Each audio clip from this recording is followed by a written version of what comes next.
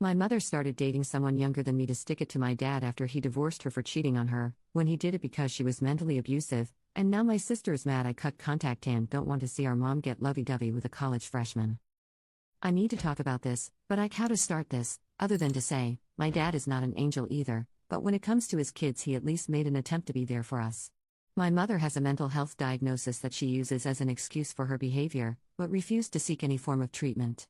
Growing up, my sister and I would either get home to a dead silent house, and our mother curled up in bed / on the couch, too depressed to move, or deep cleaning the house to music so loud we could hear it from our bus stops.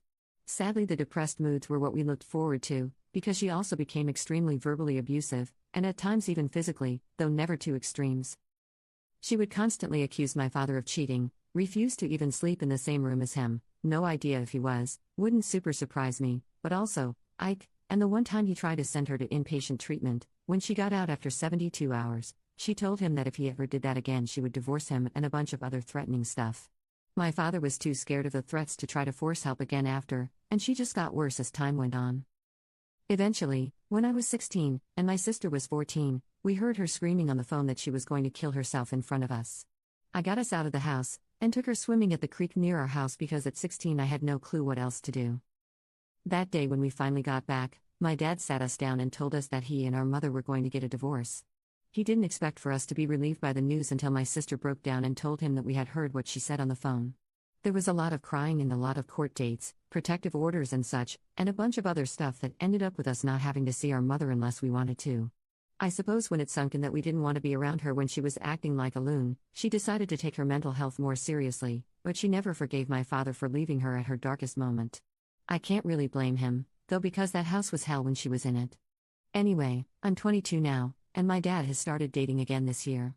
The woman he's been seeing is lovely, age appropriate too, and they do cute old people stuff together, even though they aren't that old, lol. Farmers markets, antique stores, and yard sales, every weekend, haha. My mother took it hard for some reason, even though she has been dating on and off since the divorce. She had been saying everything from how he left her for a cow to saying that she always knew he had been cheating on her, and this was the proof. It got to the point we had an argument that unfortunately got a little heated and ended with me saying something like, "You're divorced. Get over it. How are you not fudging embarrassed?"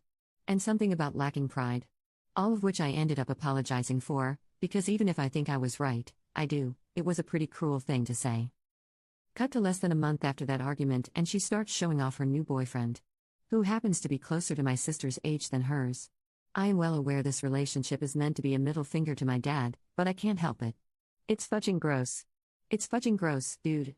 This guy is younger than me, and is playing house with my mid-50s mother? It's weird, and predatory, and gross. But, he is a legal adult, and there's really nothing I can do about it.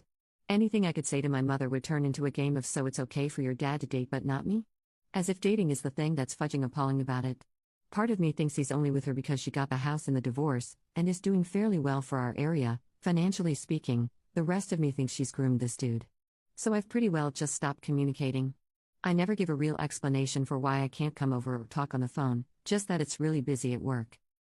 My sister came over Monday and said that our mom really misses me, and that she hopes I can come around this weekend because she's planning to make my old favorite for dinner on Saturday. I'm not sure what that means, unless she's talking about a cold slice of hot and ready that I had to sneak for my sister and I while she wasn't looking, but whatever. I tried to hedge around the issue, but my sister wouldn't drop it, and I ended up snapping that I didn't want to go watch a 50-something get handsy with a college freshman. My sister ended up looking absolutely shocked by this and asking if I was serious. When I shrugged and nodded, she started cursing me 7 ways to Sunday and asking why I had such a problem with mom being happy finally, and I said that I would just prefer if she was happy with someone actually old enough for her, and I wasn't going to pretend to be cool with it, so I figured she'd probably not want me around.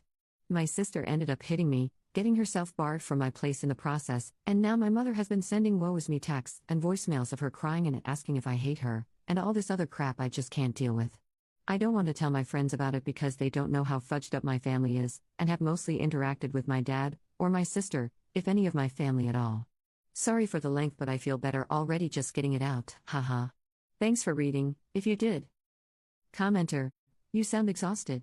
Can't you cut off contact for a while to give yourself a break? Commenter 2, Mom. No contact, sis. No contact, Dad. Low contact, you, therapy. Update. Hi. Just remember this account because I was talking to my sister recently, and the big fight came up, and I remembered that a couple of people asked for an update if there was one, so I decided to give one. Someone on my last post said something that I just couldn't shake off, about bipolar disorder being hereditary, and I kept thinking about it and getting sick, going through my sister's behavior at the time and how she had changed. Without getting too into her business, my mother wasn't the only issue, the hitting wasn't the only issue, but at the time I just thought she was going through I'm an adult, I can do whatever I want type of phase, which I admit, I went through. It wasn't until someone pointed it out that it kind of lined up in my head. I ended up talking my sister into seeing someone, just to get tested. I agreed to do it as well, because she had a whole "I'm not crazy, you're crazy" freak out on me. I looked into it, because another comment had mentioned pay scaling and found an option in our price range at the time, though now I have insurance through my new job, so soon neither of us will have to worry about that as much. I triple-checked I could put her on my insurance. I got lucky since she's still in college. Anyway, after talking to our respective therapists/psychologists, it seems that she has bipolar 1, like our mother, whereas I have PTSD, surrounding my mother and her care. She jokes that I got off lucky because she has to take big ol' horse pills and I get a free pass to smoke weed. My mom stopped seeing the little boy only a few weeks after the post. I knew it was a phase. From what my sister says, she's been dating another man now, but hasn't changed the way she acts. I think my sister is close to cutting off contact with her, too, which, despite how cruel it sounds, I'm hopeful for. For me, cutting contact came after my therapist said that what I saw as normal arguments between us was me becoming triggered. Feels weird to use that word. I've never been the kind of jerk to hate trigger warnings, but to think they apply to me is weird, because she was always reminding me of the worst times of my life. I thought about that a lot and decided I agreed. Fighting with her about it would get me nowhere, so I just told her I didn't want to see her for a while and blocked her. She didn't take it that good, but she calmed down after the first couple weeks. On a much happier note, my dad is getting married to his girlfriend, which I am so excited for. She's such a lovely lady, and they share so many passions. Their antique glass collection belongs in a museum, and I've never seen two people more happy. Commenter: I'm honestly glad to hear a happy update from you, Op. Sounds like everyone you care about in your life is moving forward, as well as you. And I'm wishing you guys the best. Keep taking care of yourself.